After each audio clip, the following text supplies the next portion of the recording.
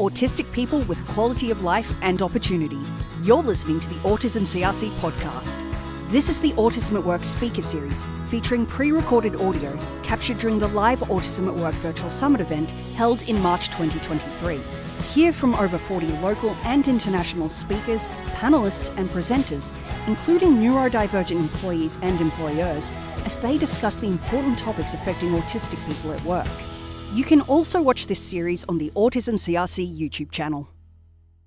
Well, hello and welcome to our next session, which is a panel on employee resource groups. This is sponsored by ERG. My name is Andrew Eddy, and very excited to moderate this panel. I'm the CEO of Untapped Talent, and we've been involved with the Autism Work Summits for many years. So I'd like to now welcome the panel members. And if we can just go around, and if you could introduce yourself, just to tell us, in a couple of minutes, introduce yourself, tell us about how you're involved in your organisation's Neurodiversity ERG and how it fits with your job. So if we could start with Imogen, thank you.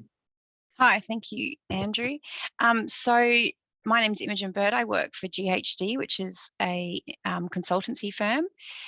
Been in the industry for about 18 or 19 years. And at the moment, my day job is looking after our Gold Coast office. I'm the manager of the office there. We have a number of disciplines in the Gold Coast office. And then I'm also the ERG, Neurodiversity ERG leader for GHD for Australia. And that's something I do kind of on the side as a voluntary thing to complement. That's probably me, Andrew. Thank you, Imogen. Now, Elio, who's from Oracle. Yes, hello everybody. My name's Elio Sarpi. I'm based in Melbourne. I'm a father of an autistic child, and I've been with Oracle for 26 years. I've been in the IT industry for about 30 years. We're a large global IT company with 130,000 employees globally. I currently manage customers and I work with internal staff at Oracle across Asia Pacific in an individual contributor role. But over the years at Oracle, I've managed lots of global teams at Oracle. And I'm based in Melbourne, but I've worked for long periods of time in China, Japan and Korea. That's me. Thank you, Elio. And now to Pierre, who's based in Copenhagen, but is currently in San Francisco because he's speaking at a conference there. So over to you, Pierre. Thank you, Andrew. Hello, everyone. Very pleased to be with you today. So yes, indeed, I'm Pierre. I'm working for Ubisoft, which is a video game developer. We are present internationally, and we have a tiny office in Australia. So I'm 51 years old, father of 3 kids, 2 of them being diagnosed with dyslexia and ADHD. And through their diagnostic, I realized that I was also an ADHDer.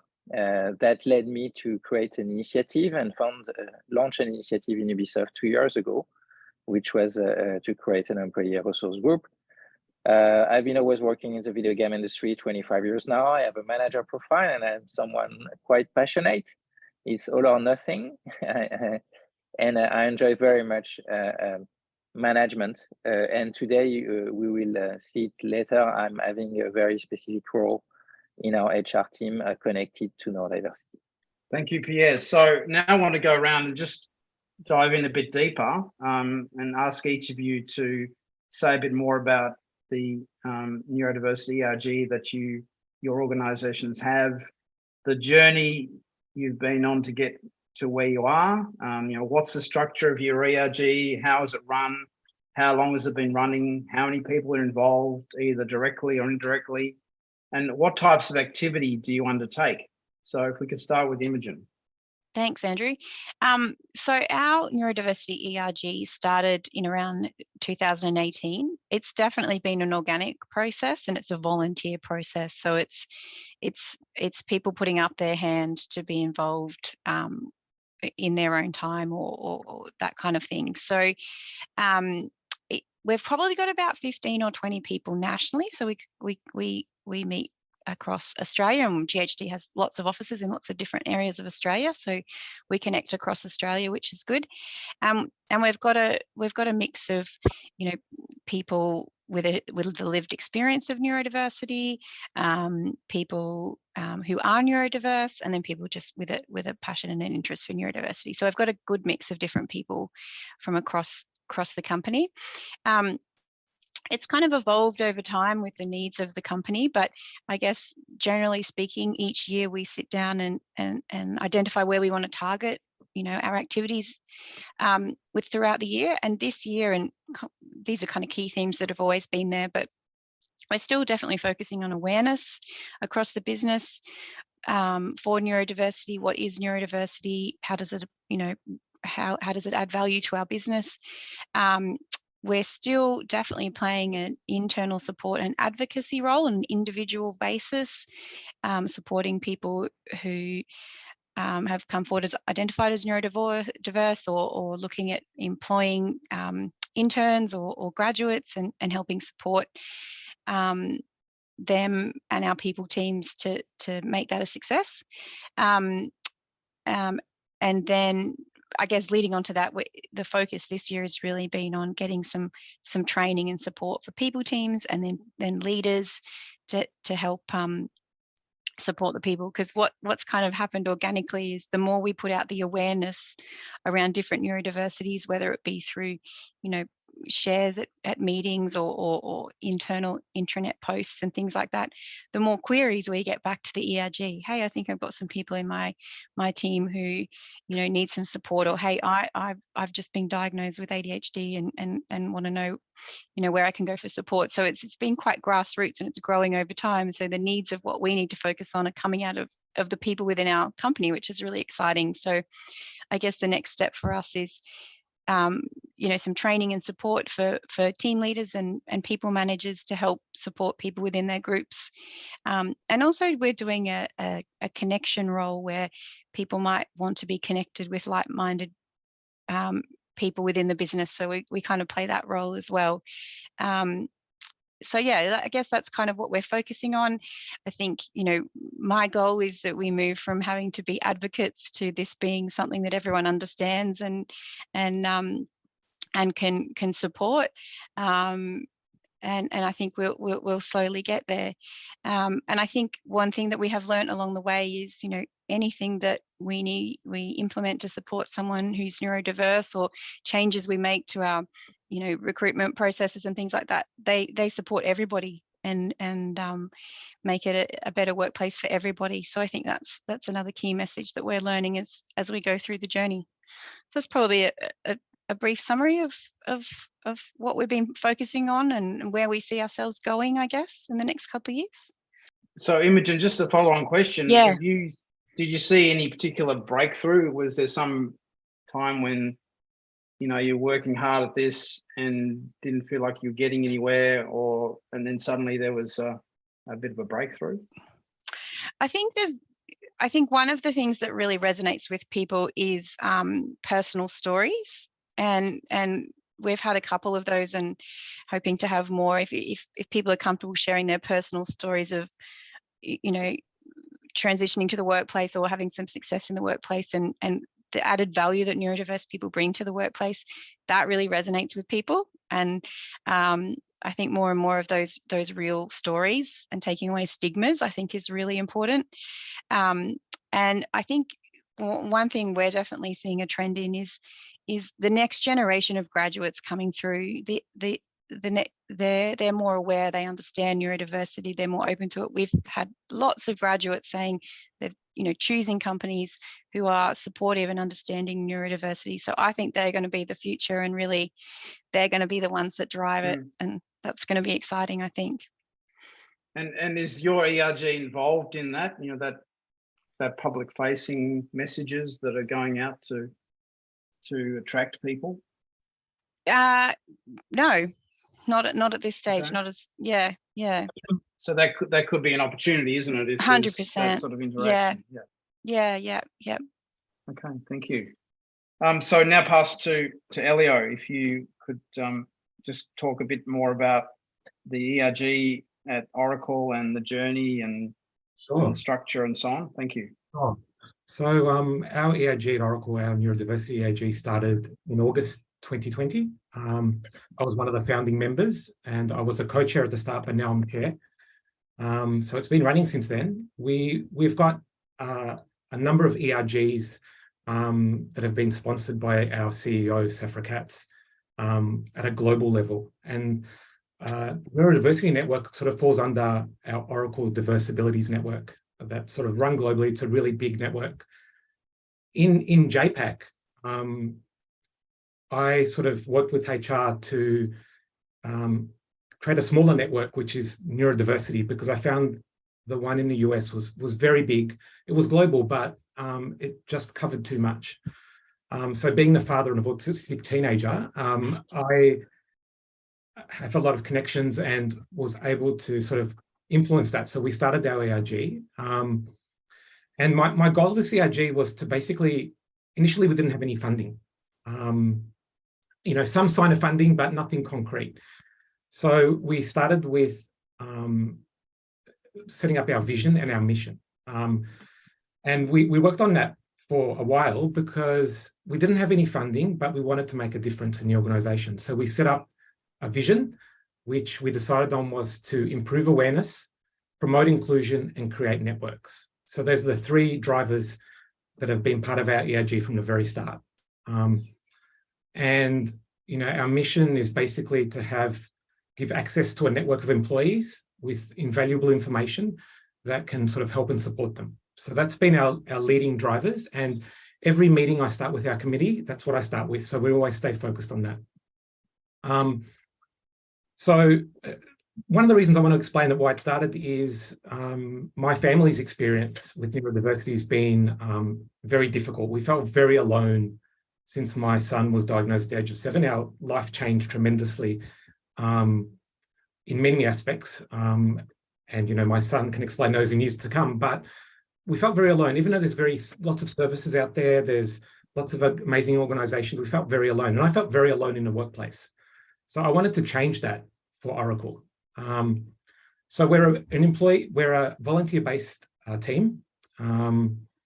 And we started with one team. A few people have left in the meantime since we started in 2020. Recently, I advertised for a position and I had 20 people apply from APAC for one position. I was like absolutely ecstatic, and I interviewed each of them. Some of them were neurodiverse, some of them had a connection. Some of them were disclosed, some of them weren't disclosed. But I was so excited by that. We had a team of 5 people. I decided to make it 10 because I just wanted to have some of the amazing skills that some of the people that work for us have, and I wanted to bring that together. So what do? We kind of, we're still working it out. I mean, I think an ERG needs to evolve and we're still working it out. We try and bring people together and connect people. So people connect, anyone can access it. We run a Slack channel that anyone can join, and people can share information, their stories, anything that's out in the media. But as a committee, and people connect, and people have come to me and said, I'm an autistic father in India, or I'm an Oracle employee that is autistic and I haven't told anyone. What should I do? So we're just trying to create networks.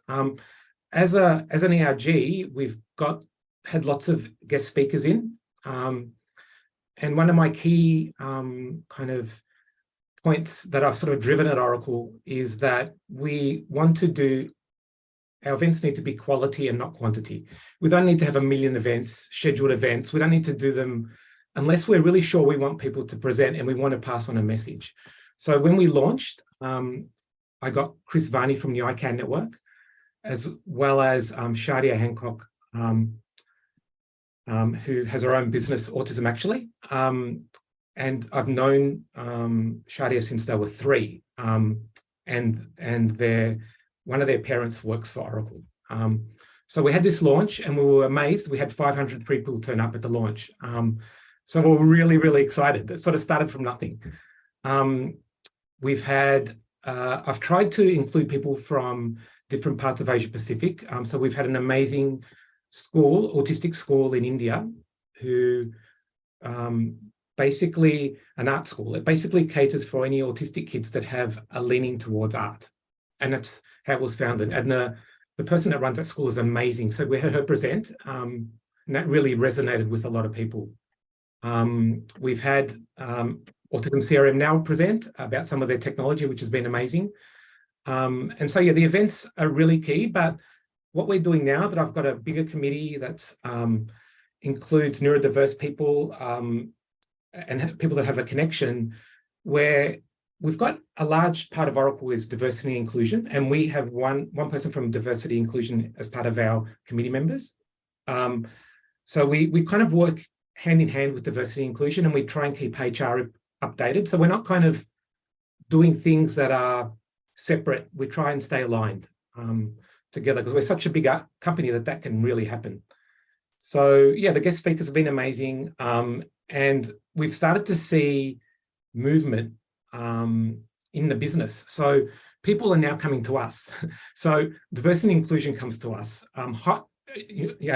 Hiring parts of Oracle come to us. The last few hiring events that we've had, I've been a guest speaker for every employee that joins Oracle, where we've done sort of large masses of hiring of new employees to talk about our neurodiversity network and explain neurodiversity. So we sort of, just by starting with nothing really, we've been able to now, we've got, HR in each country coming to us and saying, we want to do an event together. We're having one next month with HR in Australia and New Zealand, and they're paying for it. It's coming out of their budget. And we're having Tim Sharp and his mother come to Oracle to sort of share their inspirational story.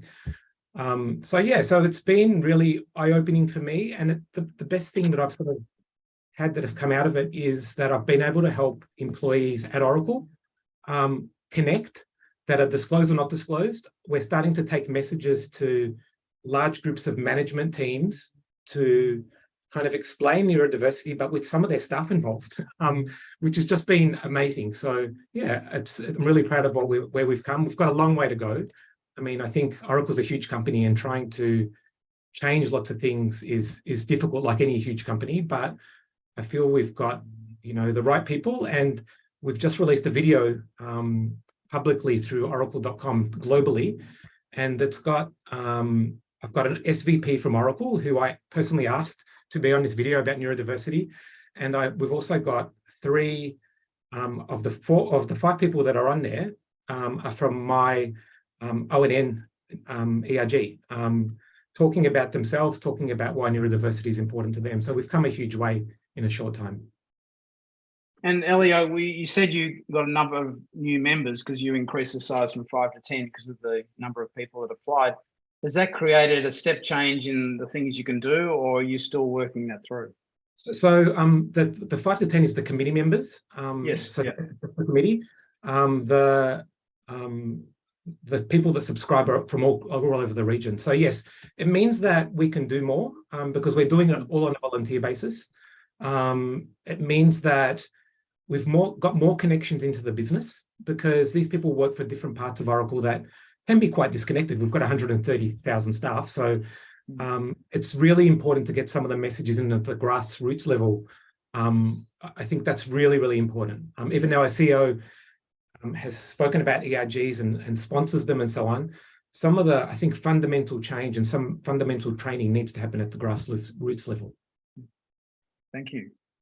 And Pierre, can you just tell us a bit more about the Ubisoft neurodiversity ERG and so on? Yes, absolutely. Thank you, Andrew. On Ubisoft side, so we're smaller than Oracle. It's just 23,000 employees across the world. We started the ERG a bit more than 2 years ago. And I founded the ERG, and the story is very similar to the one from Elio and also Imogen. It was really, for me, a matter of just being out of a very difficult experience as a parent of neurodivergent children. One of them has been excluded from school, despite the law, despite the protection. You quickly discover, I think, when when you are a parent of a neurodivergent kid and when you are yourself neurodivergent, you see the discrepancy between the intention and the reality. And there is a huge gap. And that gap can exist also in the company we're working.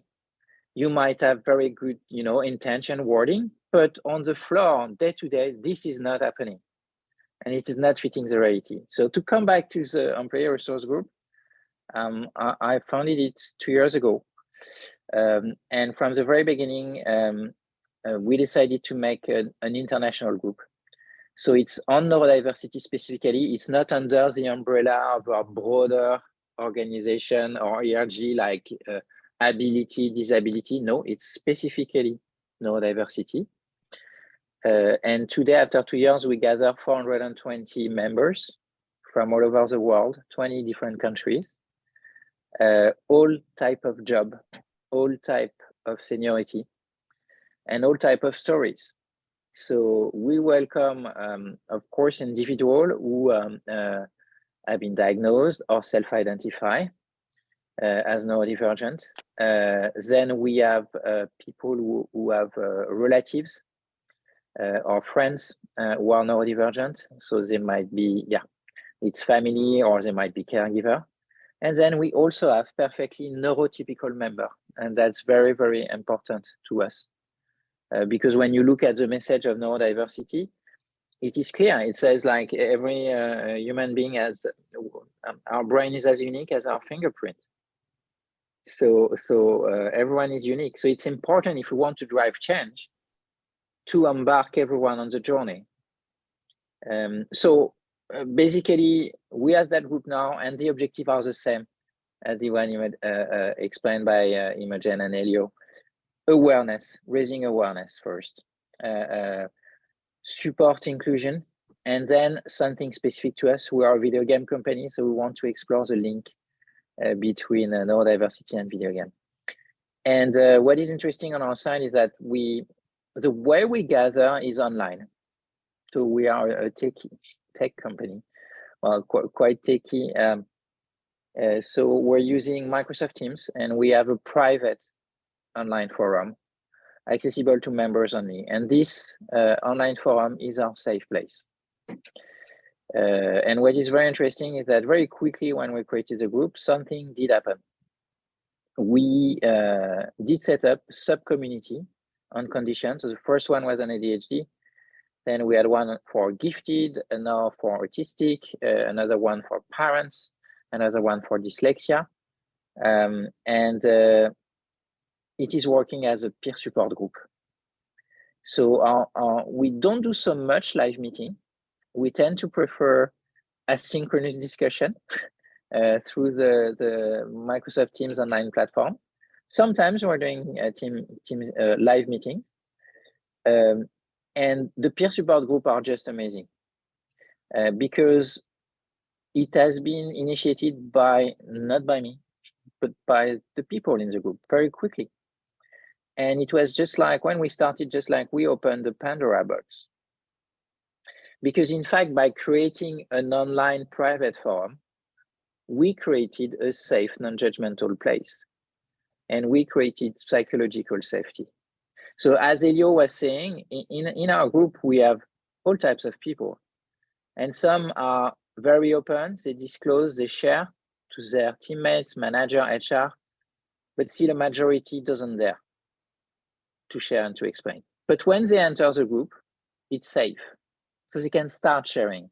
And that's a very basic principle of psychological safety at work, is that not being afraid of being judged, punished because of what you're going to share and to say.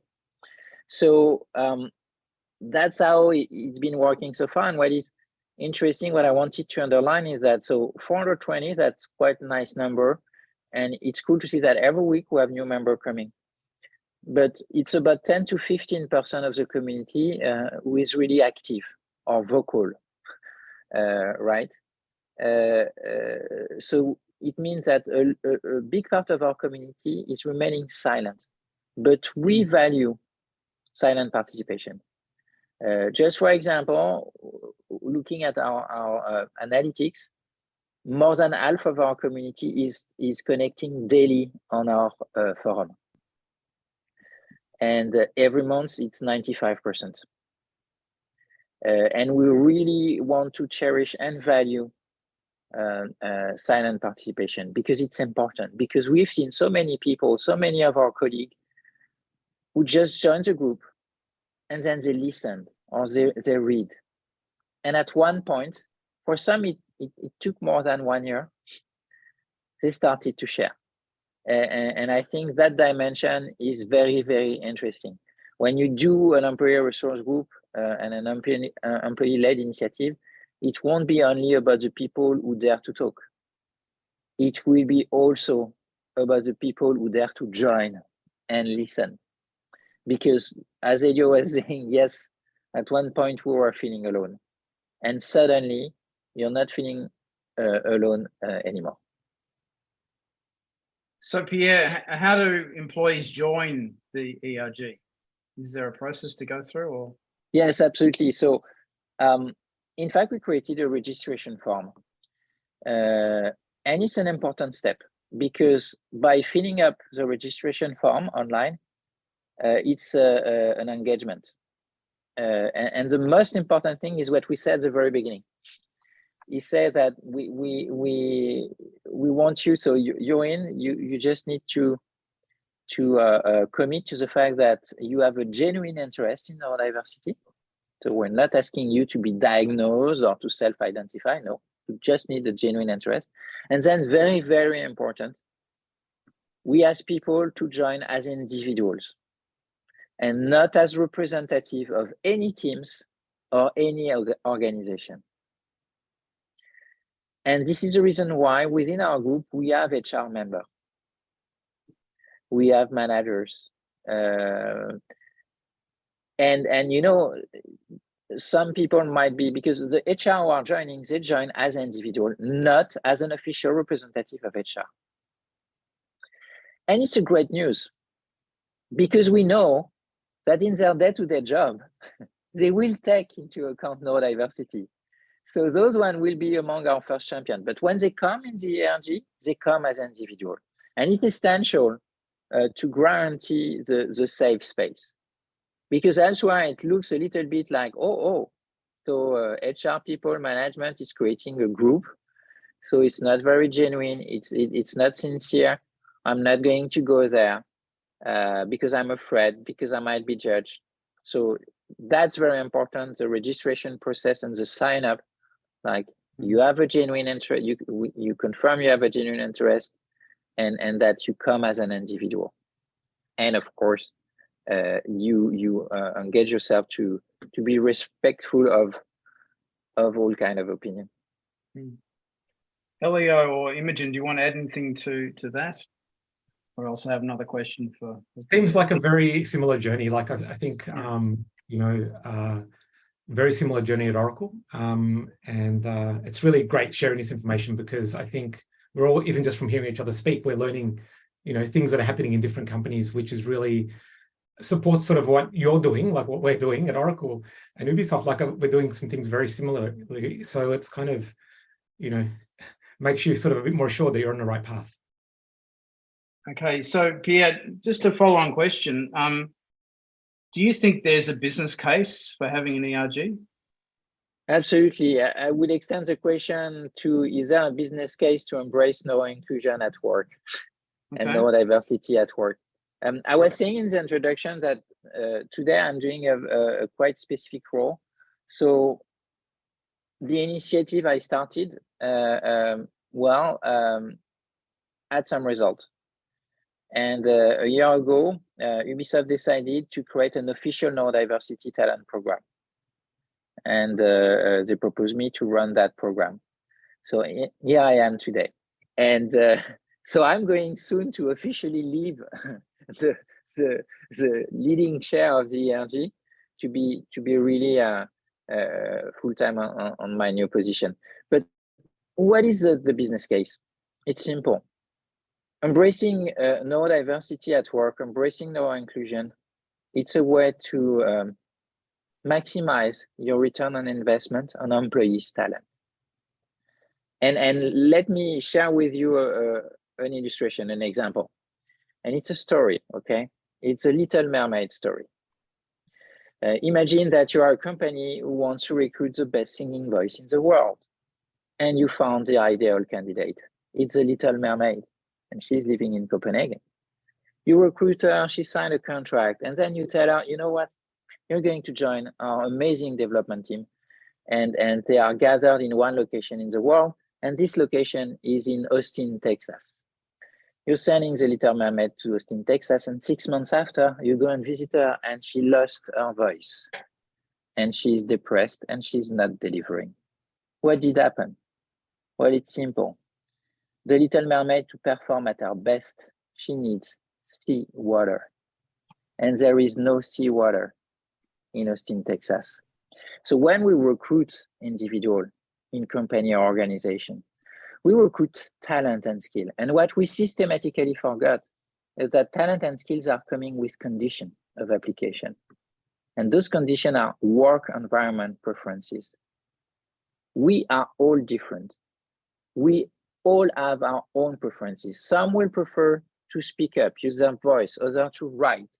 Some will be good at immediate reaction. Others will need time to process. And that's neurodiversity.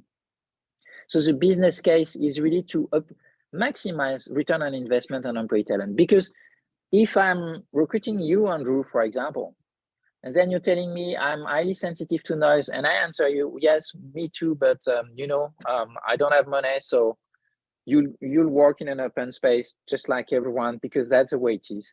It means that instead of accessing 100% of your talent, I will access only 50%.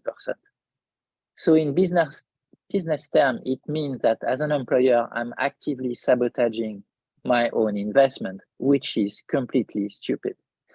So when we recruit someone, we'll recruit talent and skill, and we need to understand that we need to deploy everything we can as an employer to create the right work environment so that you can reach your full potential, because this is our best interest. So for us, that's the business case, and it's a strong one, because if you refuse it and don't follow it, then you fall into one size fits all policy, extremely normative policy, which is a little bit problematic, because when you're in a business, you're supposed to innovate. How do you want to innovate if you constantly recruit people who are coming from the same school, thinking the same way, getting organized the same way? There's no creativity there. Thank you. So I've got some questions coming through from the audience, and one thing is around disclosure, and whether you are talking about people disclosing, or whether you're trying to create a safe disclosure process, or whether it's something that you're not trying to promote at all. You're just willing for people to join the ERG and be part of the group. Imogen, do you want to say anything? Yeah, sure. So at the moment, similar to what Elio has said, is there's no, and Pierre, there's no requirement to disclose, and I don't think that that's necessarily important, but there's definitely a push in GHD, globally, in terms of inclusion and diversity, that everybody should be able to bring their whole selves to work. So we would, encourage everybody to feel comfortable to bring their whole selves to work and disclose if they choose. But there's absolutely no option, and I don't think there ever will be. It's a personal preference, I think. But wouldn't it be nice if everyone felt comfortable too? I think that's the end goal. So how are you finding situations where you're providing support for people who are facing challenges with their work colleagues, and you're not understanding them? They're concerned about disclosing and not sure what to do, and not sure there's the understanding amongst their colleagues to do that safely. I think that's less and less of a concern, Andrew. I think people are definitely feeling more comfortable to disclose more of our questions are around leaders saying, I've had someone disclose, how can I help them? Which is a positive. Okay. I think on our side, Andrew, yeah, and there's a majority of our members in the ERG who doesn't want to disclose. They are still too afraid.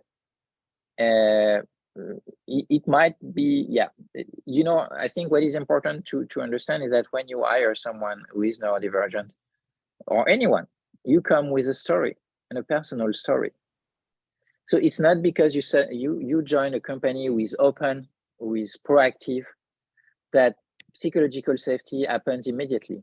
No, you're going to be doubtful, because if your past experience in life has been negative all the time, that's going to be super difficult to win your trust. And that's the challenge here. And I would say that disclosure should never be an objective of an HR team or of any team. Disclosure is a personal decision. What should be an objective is that you do everything you can as an employer to create the right conditions so that people feel at ease. To some extent, the objective should be, we should talk about, do you need anything specific to perform your work? That's the right question to ask. Because right now, if I'm looking at Ubisoft reality, the reality so far, despite our group and so on, we have a long road to go, because a huge majority of our members, they don't dare to ask. And they're facing not evil people, but people who believe that granting accommodation is granting a privilege, that granting accommodation is creating a precedent. And those are false beliefs, because many people are still stuck on the principle of equality, and they don't get at all the principle of equity, which is a business concern. Because what does equity mean? It means that you're going to give all the what an individual needs to succeed. And as a business, you want individual you recruited to succeed. This is why you recruited them again. If you refuse to grant accommodation, you level up everyone, but not to the max, to the lowest. Fantastic, thank you. Elio, just wondering if there's any advice, given all the things you've been through, any advice you'd give to organisations thinking about starting up a group, an employee affinity group? Yeah, I guess when you're starting up the group and you're looking for people to be part of the committee, I would look for people that are passionate, that have the skills that you need for the type of community that you're trying to run. Because it is employee run, it needs, you need multiple skills. It's like running a little business, really. So, you know, you need people that can do marketing, need people that set up events, you need people that can help support people in the business. So all those skills are fantastic, but you don't need to have them all straight away. You can just start little. We just started little, and the thing that I think has really been successful for us is having our vision and our mission there. So, you know, having passionate people, having a clear vision and mission with what you want to do. And before you decide that, you know, speak to people in the business and sort of think about that clearly, sort of what your mission and vision is. You don't need a budget, so that's not something that you necessarily need. There's lots of really good people in the community that will do things for free. And there's people that you have in your current, you know, in your current workforce that will do things and add value. The thing that I think has really been helpful at Oracle is that I've had a lot of personal experience with people, bringing people together. So for 20 years of my time at Oracle, I worked in support. And we used to have country support, then we had regional support, then we had global support. So I was the person in Asia Pacific that ran that part of the business. And when we did that, I realized the power of bringing people together. I realized that we've got so much talent, so many answers to so many questions in our current workforce today.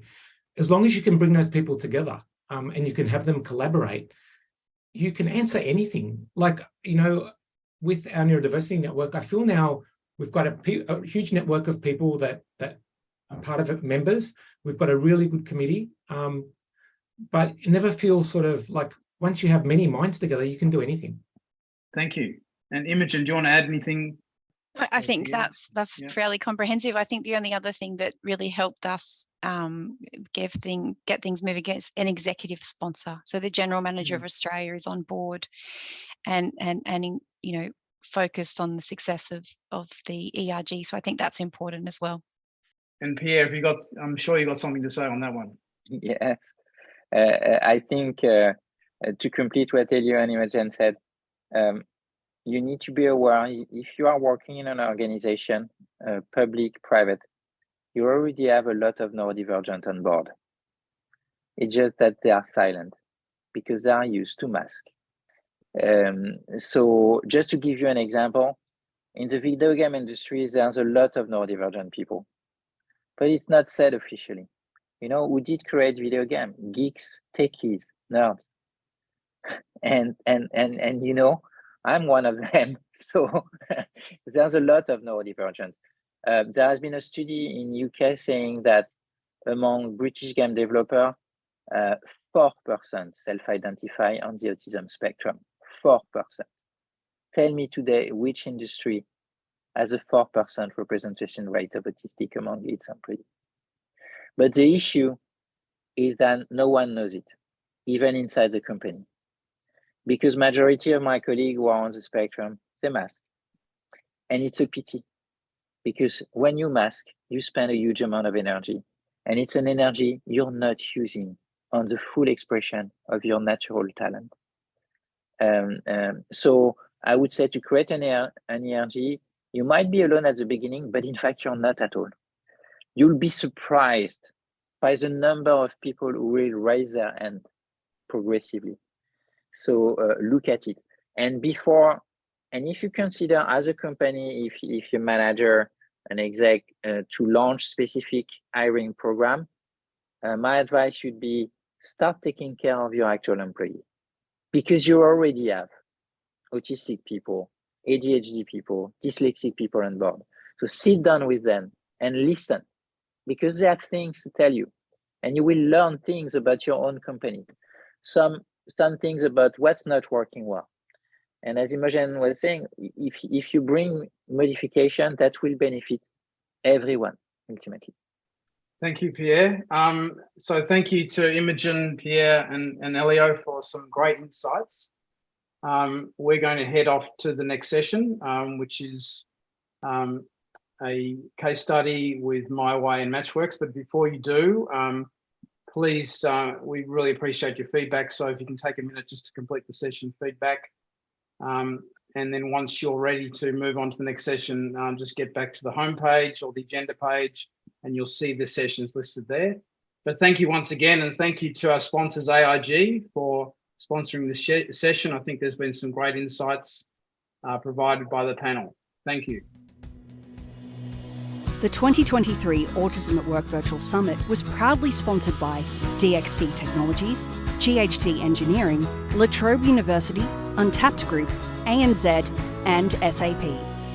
Autism CRC is the independent national source of evidence for best practice. For more information on Autism CRC or the Autism at Work Virtual Summit, head to our website autismcrc.com.au.